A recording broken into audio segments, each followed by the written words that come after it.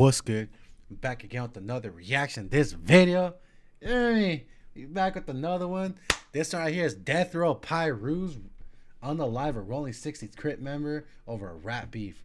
The crazy story of Bo D. Jamerson. RIP to him. Shout out to LA. Shout out to all y'all. Shout out to Warren Cali also. Check out the channel. Like, comment, subscribe. Watch to the end. And if you don't subscribe or like, it's all good as long as you watch this video and mess with your boy. I appreciate y'all. You know what I'm saying? Get your ready. Get caked up with your girl. If you're a female watching this, get caked up with your mans. Throw it on. Mess with me. You know what I'm saying? Kick your feet up. Get some snacks. Let's get into this video. Welcome back to another episode of Warren Cali. In this episode, I'm going to detail the story of Kelly Bo D. Jamerson from the Rollin 60 Crips. Kelly Jamerson was born on May 29th, 1966. He would grow up on the east side of South Central, but later moved to the west side in a Rollin 60s turf. He would later become close friends with several people who were 60s and get put onto their set. He was close to people like Bubble Oak, C-Dog, and Snoop Dogg, and he would get the name Bo D. Kelly would be described as a reputable dude who was a diehard for his hood and his homies. On March 13th, 1995, Death Row Records was hosting a private party in the El Rey Theater. After the Soul Train Music Awards, Kelly was invited. During the party, a big fight would break out, and Kelly would be involved in it. Several Pirus, who were allegedly in the inner circle with Suge Knight, were involved in this fight. Kelly was beaten with chairs and bottles and was stumped on. And according to a witness, Wait, was this that video that was all over where they had the surveillance? You know what I'm saying? Is this that case? Stood by, watching Kelly being beaten, and shouted out, "Y'all get that nigga." Kelly was attending the invitation-only party sponsored by Death Row Records, and rappers were performing before a large crowd. At this time, Death Row Records, who was mostly Compton Pirus, were feuding with a lot of Compton Crips, and rappers DJ Quick, who was a Treetop Piru, and rapper MC8, who was a Compton Track New Park Crip, were locked in a rap beef, and it would get taken to the streets. Members of MC8's crew went to the party and began to bang on DJ Quick, and a fight ensued. A commotion started on the dance floor of the theater, and people began to scatter. Los Angeles police said words were exchanged between some men in the crowd, and it was up after that.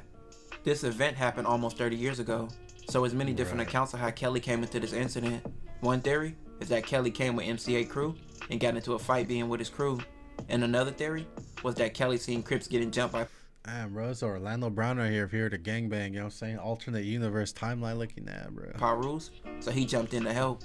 When Kelly jumped in, many of the people he helped fight for allegedly ran off, leaving him to take the blows, with him being greatly outnumbered.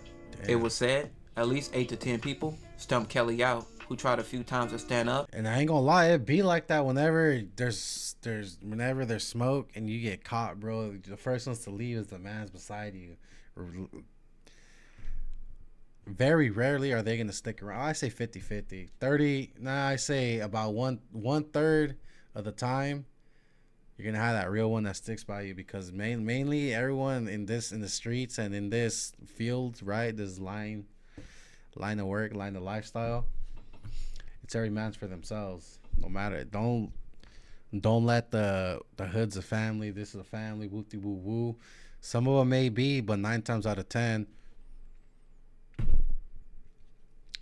if they're getting ran down, they don't gotta be the fastest, they just gotta be faster than you, type ish. You know what I'm saying? So I say that to say, get your money, bro. You know what I'm saying? And reached the entrance of the theater. During the beating, chairs were thrown at him. He was stabbed, dragged, and also stumped out. Kelly was bleeding bad and scrambled to reach the front door before he collapsed. There were so many people stumping and hitting him that no one would help, said a person who witnessed some of the beating. She refused to give her name. She said she saw his body laying close to the front door of the theater. Kelly was later taken to a hospital where he was put on life support, and he died the following day on March 14th. Representatives for Death Row Records said the incident was not related to any artist signed to the record label.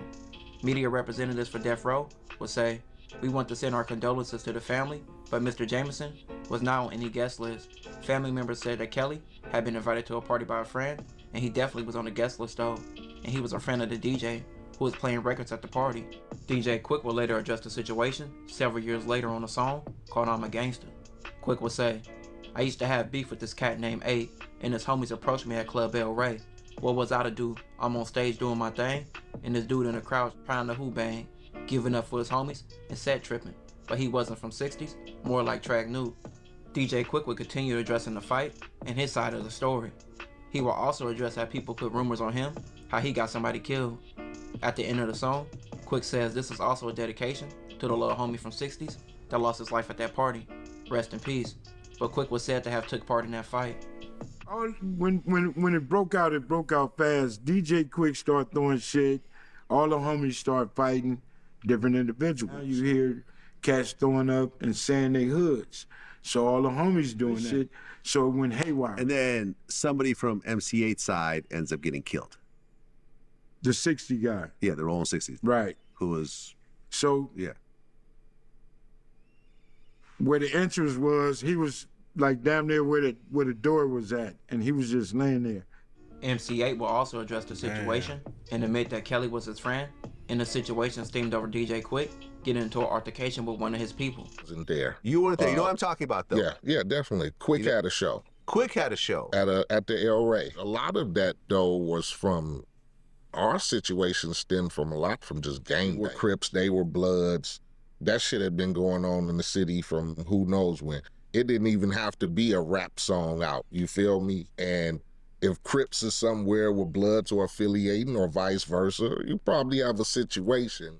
Suge Knight would get himself and Death Row Records out of the Kelly Jamerson death situation, like he did with many other situations he was involved in, and that's with money. Suge Knight and Death Row Records would later settle out of court with Kelly Jamerson's family. Kelly was 28 and left behind 2 kids and a wife.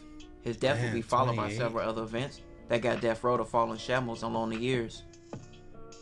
This will like I say, bro, it be like that. You know what I'm saying? This that's crazy, bro. What do you say? His boys left him, right? And just left him there.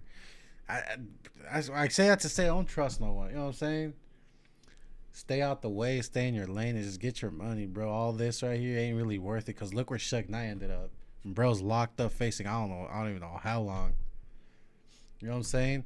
And by the time he gets out, oh, we just gotta wait and see, bro, if he does. But anyways, let me know if y'all made it to the end, squad. Comment Cali, you know what I'm saying? Because Warren Cali, shout out to him. Go ahead and subscribe to them. This is the little channel right here. And with that, gang, you know what I'm saying? Stay safe. We out.